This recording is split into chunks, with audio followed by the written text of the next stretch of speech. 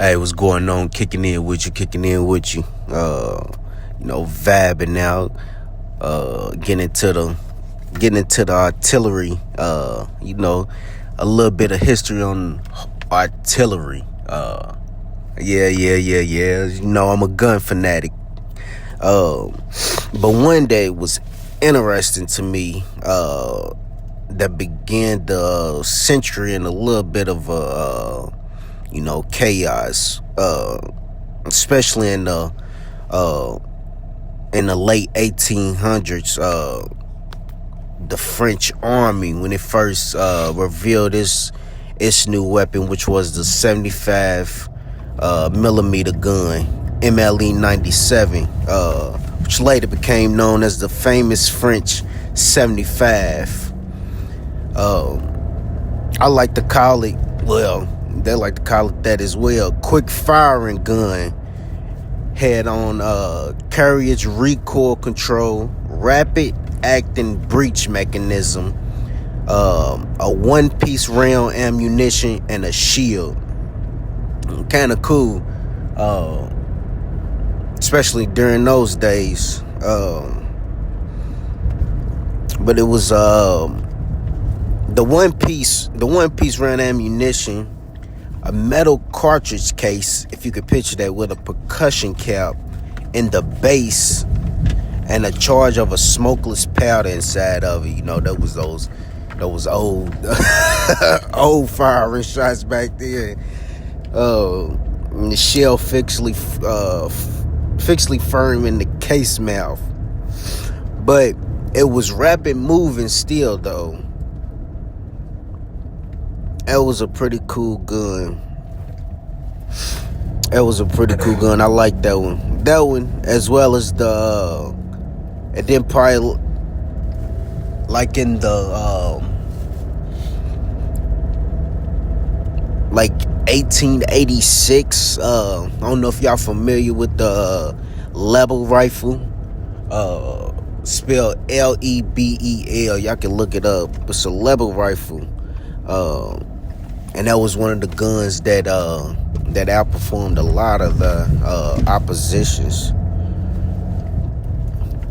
But yeah, they had a lot of good guns.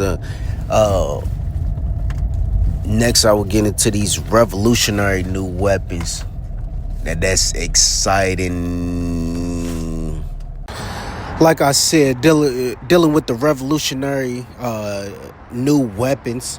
Around 1909, large aviation exhibition in Germany.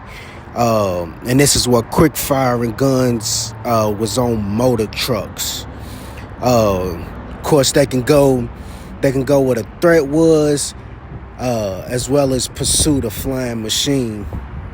So that was a good one. I do like the one that Herr Crump had developed, which was some large coastal defense howitzers in the 1890s, which was redesigned in a more portable form, proposing it into position by rail. Now, Crump came back with the 42 centimeter howitzer, which could be transported behind tractors in pieces and assembled on site with a motor crane used to bombard fortresses, which had only been designed to withstand attack from a 24 centimeter gun. And of course, it had been the largest caliber weapon, which could be taken into the field by horses. It's a fun fact, and it's funny. Herr Crump was given the go-ahead by the Army, who christened the gun Big Bertha after his daughter. I like that, though. The years 1914 to 18 proved the wisdom of men, of course, who had thought of the anti-balloon guns and Big Bertha, and other new ideas appeared. Like I said, man, I love the history of guns. From trench mortars, which threw bombs high in the air, to fall vertically into narrow trenches So that was good for, for the hidden soldiers of the oppositions when you out in the field attacking the opposing army. Smoke shells to conceal the movement of the troops. All type of things that was going on. And then, of course, the rapid development during World War II. Now, putting things into perspective, the guns of World War II was not really much better than those of World War One. Difference lay in the more general adoption of the motor, traction of big guns, pneumatic, the wide use of split trail carriages, more efficient ammunition, and metallurgical advances in the gun manufacturing. I like to call it the anti-balloon gun, which became the anti-aircraft gun and accompanied by the infant radar, and finally the magical proximity fuse. World War II also saw the rise of the self-propelled gun due to lack of money stifled its development, but the need for artillery to keep the pace with the fast-moving armored formations, which the war produced soon put artillery on the tracks. Then, of course, we also saw the birth of the guided missile and the perfection of the rocket as a self-contained projectile weapon. So, yeah, we got a lot of guns, and more artillery. Now, once the engineers and scientists had exhausted nuclear weapon development, they tried their skills, of course, on artillery. Computers were introduced to do ballistic calculations, which had been done by pencil, paper, and logarithms, which meant that they could be done to a far higher level of accuracy and far more quickly. Fuses use electronic chips to perform timing and switching functions previously done by coarse mechanical methods. This would be the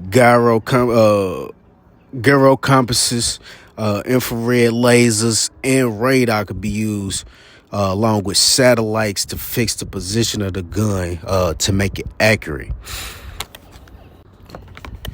Yeah, the 21st century most definitely has some surprises in store dealing with artillery. Pilotless aircraft carrier, infrared television cameras, and other upgraded methods of surveillance provided information for the guns to a greater distance inside of the enemy lines than observed with binoculars. Could even think of to see. So, all of course of which gave the guns far more data, led to more accurate fire and faster response times, which I think is, it's pretty cool. So a loader's eye view of the breach of the told FH-70 155 millimeter 6-inch gun. It's a British gun, really tank, but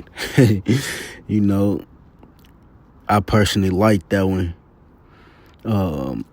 As far as historically goes, especially during 1945, gun designs improved significantly. Stronger, lighter guns, shell design improvements. All type of things. Artillery around this time was embracing the missile. By the early 60s, heavy anti-aircraft artillery was almost entirely replaced by missiles. While the monster long-range guns was, of course, a thing of the past. The intercontinental ballistic missile that could span probably half the globe, or the tactical missile, which had a range of a mere few hundred miles, taking up place. Yeah, so yeah, history of guns, man, is lethal, is good, and it shows the evolution, you know, of the guns from a war perspective, and just, you know, in general. But that's how we rock it. Our defense against low-flying ground attackers remain largely the business of light automatic guns, given a new lease of life by electro-optical sights allied to electronic computers, combinations which can measure, of course, a target's speed and course, and predict the accuracy where it would be when the shell got there. And of course, the science and engineering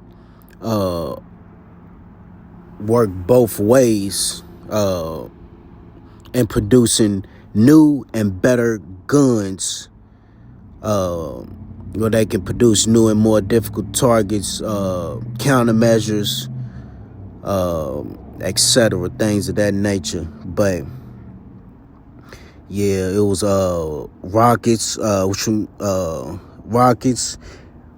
about 5,000 miles, sprue out independent warheads, which fly off each to its own particular target. Anti-balloon cannons to automatic Gatling guns would throw up to 6,000 20-millimeter shells into the air in a minute. So, yeah, just giving you some insights. That's what we talking about.